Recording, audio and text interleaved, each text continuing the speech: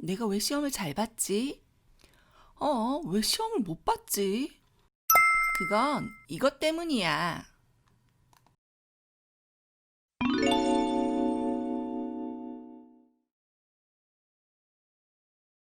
사람마다 시험을 잘 보고 못 본 이유, 즉 학습 성과의 원인을 서로 다르게 생각한대요. 여러분은 시험을 잘 보았다면 왜 잘 보았어요? 여러분의 친구가 시험을 잘 보았다면 왜 잘 보았다고 생각하세요? 사람마다 시험을 잘 보고 못 본 이유, 즉 학습 성과의 원인을 다르게 생각한대요. 여러분은 시험을 잘 보았다면 왜 잘 보았다고 생각하세요? 여러분의 친구가 시험을 잘 보았다면 무엇 때문이라고 생각하세요? 저는 열심히 공부했는데도 운이 나빠서 시험을 잘 못 봤어요. 제 친구 민수는 저보다 공부를 조금 했는데도 머리가 좋아서 시험을 잘 봤어요. 그랬구나. 그때그때 상황에 따라 다르지만 대체로 무엇 때문에 시험을 잘 봤다, 못 봤다, 학습에 성공했다, 실패했다 생각하는 경향성 또는 그 믿음을 심리학에선 주로 귀인이라고 해요. 귀인은 원인을 어디로 돌리냐라고 하는 뜻으로 한 사람이 어떤 사람의 행동이나 사건의 원인을 어떻게 생각하느냐와 관련된 말이에요. 길이 울퉁불퉁해서 넘어졌네. 누가 길을 이렇게 만든 거야? 내가 너무 덜렁댔구나. 왜 맨날 난 덜렁대지? 예를 들면 똑같이 길을 가다가 넘어졌다고 해볼까요? 어떤 사람은 길이 울퉁불퉁해서 넘어졌다라고 할 거고 또 다른 사람은 내가 너무 덜렁대서 넘어졌다라고 생각할 수 있어요. 하나의 결과를 가지고도 사람마다 다른 원인을 떠올리고 같은 상황이라고 해도 나의 일이냐 다른 사람의 일이냐에 따라서 원인을 다르게 보기도 해요. 이는 사람들이 어떤 상황에서 살아왔느냐에 따라서 자동적으로 일어나는 생각이기 때문이에요. 시험을 잘 보고 못 보고와 같이 학습의 성공과 실패의 원인을 어떻게 생각하느냐를 귀인이라고 해요. 원인을 알게 되면 다음번에 시험을 준비하는 마음가짐이나 그 전략이 달라지겠지요. 다지쌤은 시험을 잘 못 본 경우 내가 노력을 하지 않았어 라고 주로 생각해요. 그렇지만 가끔은 선생님이 나한테 가르쳐 준 내용이 적절하지 않았어. 나랑 맞지 않았어. 내용이 내 관심 밖이었어. 그리고 시험 문제가 너무 어려웠어. 또는 내가 공부하지 않은 부분에서 나왔어와 같이 상황에 따라 다양하게 생각하곤 해요. 그런데 중고등학교 때는 내가 왜 시험을 못 봤지?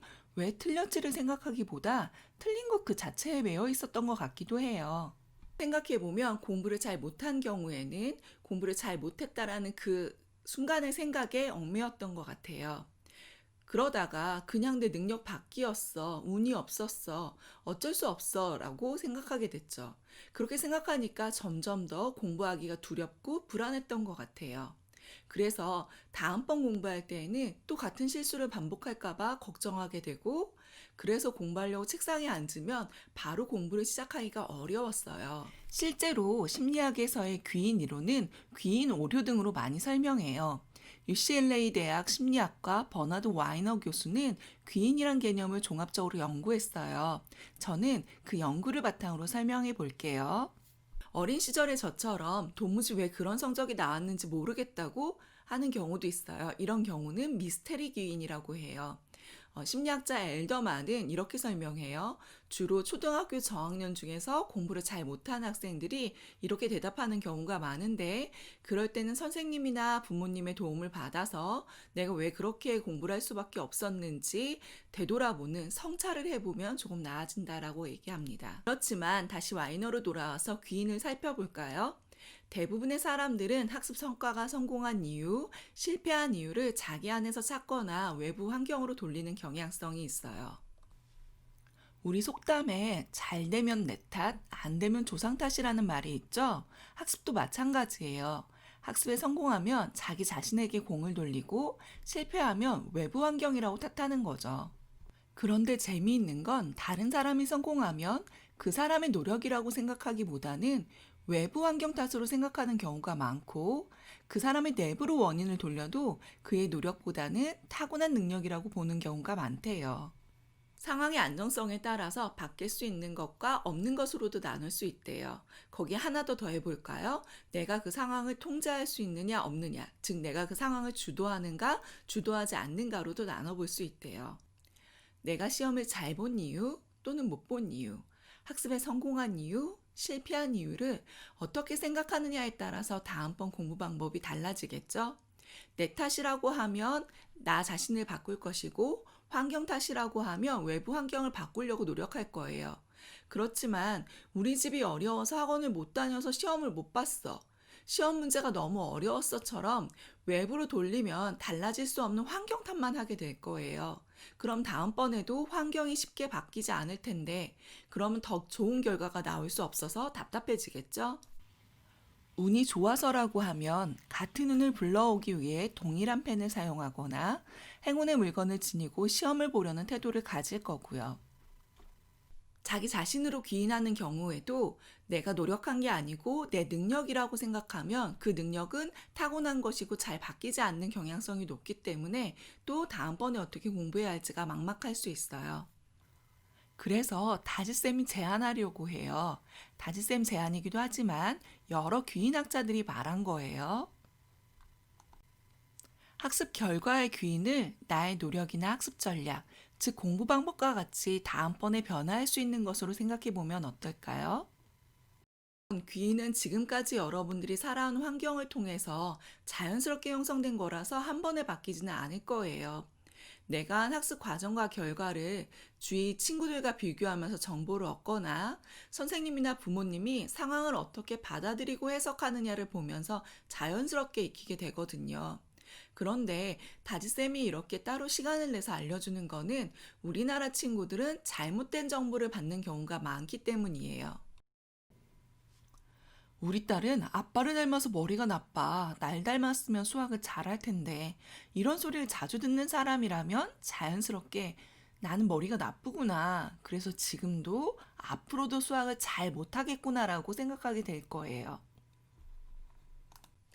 공부는 지금 내가 알지 못하는 것, 잘못 알고 있는 것을 바로 아는 것, 하지 못하는 것, 잘못된 방식으로 하고 있는 것을 바른 방식으로 바꾸는 거예요. 그러니 내가 공부에 성공했다면 어제의 나를 내가 원하는 나로 만들기 위해서 오늘의 내가 얼마나 적절한 방법으로 노력했느냐가 중요해지죠. 만일 과거의 내가 이미 노력한 것이 많아서 기초 지식이 탄탄하거나 타고난 능력이 출중해서 공부할 게 적다면 공부한 나는 조금만 노력하면 원하는 결과를 얻을 수 있을 텐데 그걸 해냈거나 하지 않았거나 둘 중 하나겠죠? 또는 과거의 내가 아무리 노력해도 도달할 수 없는 상태를 원했다면 열심히 노력했어도 원하는 결과에 도달하지 못했을 수도 있어요. 오늘의 내가 열심히 공부해서 또는 교과서, 문제집, 선생님, 친구가 도와줘서 내가 원하는 나의 수준으로 발전했다면 학습 과정에서 내가 정말 많이 노력한 걸 거예요. 그럼 앞으로는 이렇게 생각해 보려고 애써주세요. 여러분들이 귀인 오류에 빠질 가능성이 줄어들 거예요. 첫째, 학습 목표가 적절했나? 내가 공부하기에 적절한 분량, 난이도였는지를 살펴보세요. 혹시 너무 어려웠거나 내용이 많아서 실패했을 수도 있어요. 둘째, 학습 방법이 적절했나? 과목에 맞는 공부 방법을 사용하고 있는지 그렇지 않은지 살펴보세요. 또 필요한 시간과 노력을 충분히 투자했는지 살펴보세요. 만약에 그렇지 않았다면 학습에 실패할 가능성이 있죠. 세 번째, 학습 성과를 제대로 평가했는지 살펴보세요. 여러분들이 공부를 마친 다음에 내가 이룬 성과를 너무 낮게 평가하진 않았어요? 또는 시험 문제를 맞고 틀린 것이 정말 내 실력으로 푼 것인가, 운이 좋아서 찍었는데 맞았는가, 아니면 컨디션에 따라 달랐나 한번 제대로 파악해 봐야겠죠. 마지막으로 학습 자원이 적절했나, 필요한 도움을 받았는지 살펴보세요. 적절한 교재와 참고서, 문제집을 사용하고 있는가, 그래서 잘 모르는 내용이 있을 때 선생님, 친구, 부모님에게도 도움을 요청해서 적절한 지원을 받고 있는가 한번 살펴보면 좋겠습니다. 그러니까 학습 목표, 학습 방법, 학습 성과, 학습 자원의 측면에서 생각해 보면 좋을 것 같아요. 자, 이렇게 학습이 성공했는지 실패했는지를 다양하게 나누어서 생각해 보니까 다음번에 어떻게 공부해야 할지 명확해지죠? 이제 마무리를 해볼까요? 공부를 하고 그 결과를 평가할 때 단순히 운, 능력, 환경 탓으로 생각하면 다음번 공부에 도움이 안 될 가능성이 높으니 학습 목표, 학습 방법, 학습 성과, 학습 지원의 네 가지 측면에서 적절했는지 살펴보는 거예요. 혹시 잘 안 되면 억지로 일기처럼 적어보세요. 그러면 어떻게 해야 내가 더 공부를 잘할 수 있을지 알게 될 거예요. 오늘의 이야기가 도움이 됐나요? 다지쌤은 여러분에게 도움이 되는 이야기를 찾아서 다시 오겠습니다. 자주자주 만나요. 안녕. 여러분의 구독, 좋아요, 알람 설정은 다지쌤에게 힘이 됩니다.